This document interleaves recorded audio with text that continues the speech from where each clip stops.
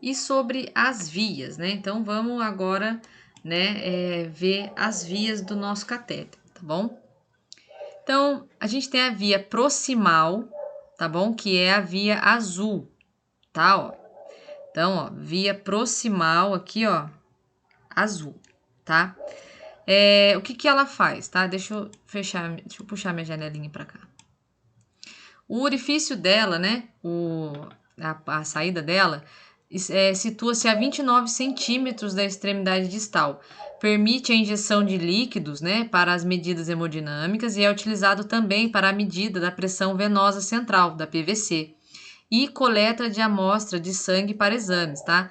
Então, essa via aqui, ó, que é a via proximal, tá, ó, ela pode ser utilizada, né, e agora mais próximo à nossa realidade aqui, a questão da coleta de amostra de sangue para exame. A via distal, que é a via amarela, tá?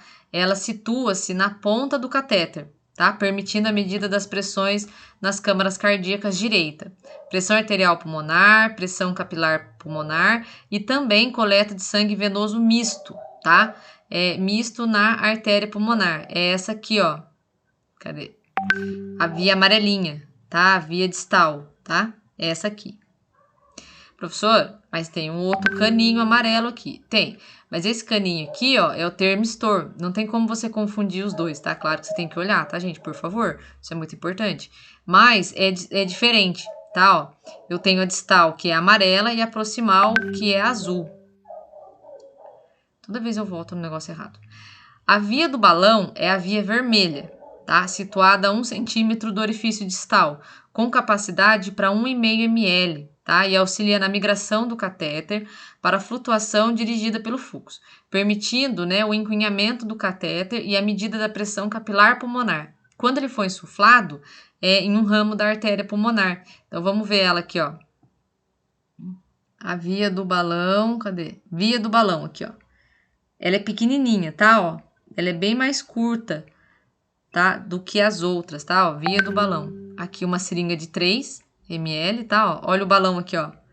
Tá? Esse aqui é o nosso balão. E essa é a via. É a única via vermelhinha que a gente tem aqui.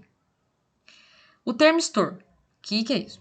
Consiste de 2 fios isolados, tá? Que eles vão se estender pelo comprimento do catéter e finalizando, né, em um termistor embutido na parede do catéter, aproximadamente 6 centímetros da ponta, que mede continuamente a temperatura sanguínea na artéria pulmonar e o débito cardíaco, tá? Por termodiluição. Então, esse termistor aqui, tá? Ó, pense em térmico, tá? Aí fica fácil da gente gravar, ó. Ele tem essa pecinha vermelha aqui e ele é mais comprido do que a via distal, tá bom? E aqui eu tenho uma via extra, tá? Para medicações. Vale lembrar que existem outros modelos desse catéter, tá? Se você digitar na internet assim, catéter Swan-Ganz, você vai ver outros modelos com menos vias e tem, né, uma série de outras coisas. Observe que eu tenho 2 vias extra para medicação, ó. Uma azul clarinha, que é mais comprida do que a via proximal, e essa aqui que é branquinha, tá?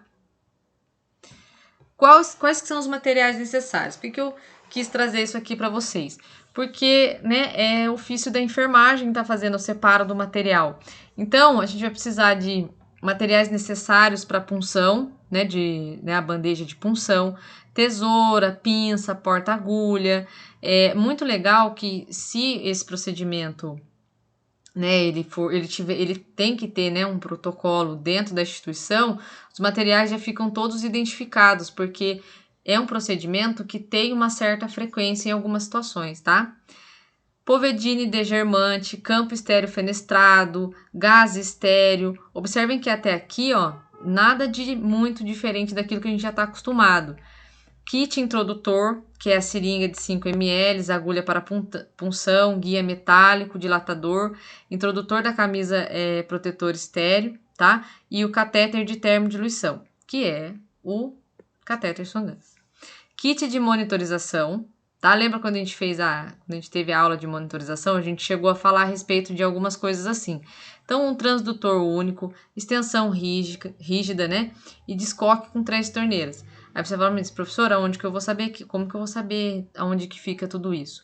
Quando a gente começa a trabalhar, né, o setor ele é apresentado para gente. Se por um acaso ninguém falar para você como que acontece a passagem do, né, aonde que fica o material para fazer esse tipo de coisa, você pode perguntar. Falar, tá, e no caso da passagem do catéter Swan-Ganz, onde eu pego os materiais? Tá? Por exemplo, soro fisiológico de 500 ou de 1000 ml, né? Soro fisiológico com 500 ou 1000 unidades de heparina, seringa com êmbolo protegido e material para curativo, tá? Então, esses são os materiais que a gente vai estar utilizando. E aí, qual que é a assistência de enfermagem nesse caso, tá? Posicionar os eletrodos para monitorização eletrocardiográfica, tá? Deixar o paciente na posição em decúbito dorsal, montar o sistema de pressurização com heparina e soro fisiológico, tá? E isso tudo é o médico que determina a questão de volume. Deixar o soro fisiológico heparinizado para posteriormente acoplar nas vias distal e proximal do catéter, tá bom?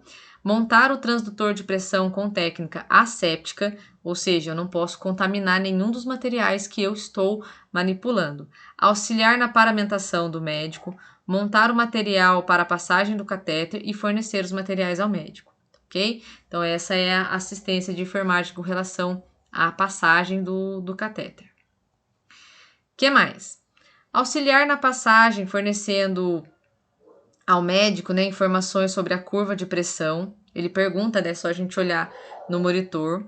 Após o término da passagem do catéter, assegurar-se de que não há bolhas de ar no sistema, verificar se as conexões entre o catéter, equipe e torneira estão bem adaptadas, se não tem nada frouxo, nada mal conectado, realizar curativo no local da inserção do catéter conforme o protocolo, providenciar radiografia de tórax, insuflar o balão apenas no momento da verificação, tá, do POAP, ou no momento da progressão do catéter, tá?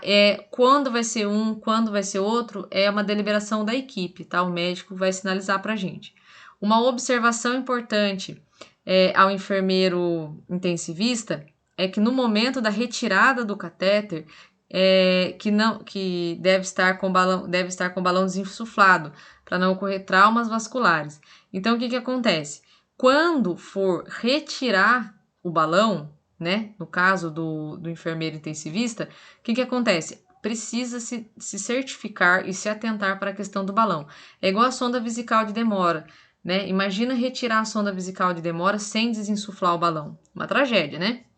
Realizar as medidas hemodinâmicas ao menos uma vez por plantão, ou conforme as rotinas da instituição. Aí a gente vai acompanhando de acordo com o local que a gente está trabalhando, tá?